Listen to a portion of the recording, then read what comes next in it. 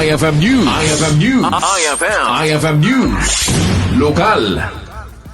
Iti pa ng wenti pa nagridridam ket at dagiti nasken nga dalen dagiti umili.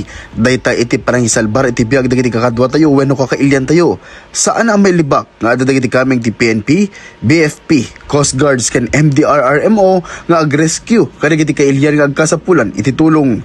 Iti tiyempo ti didigra ken aksidente ket addada ngem kasano nga rod no mismo asikan ti kadwada anya ti aramidem.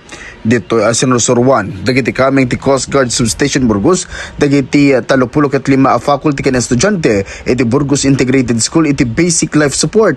Dito programa ket niyatada iti programa nga I Care ti Philippine Coast Guard na isuro ka iti ubing ti CPR panagbandage keno kasano nga i-transfer ti may sa biktima keno kasano nga gi-rescue kadagiti kakailyan no kasta panawen ti didigra.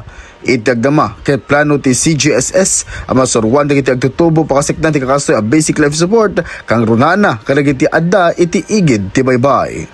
Para iti IFM News, Idol Lawrence Martinez, Tatak, IFM. IFM News. IFM News. IFM News. Lokal.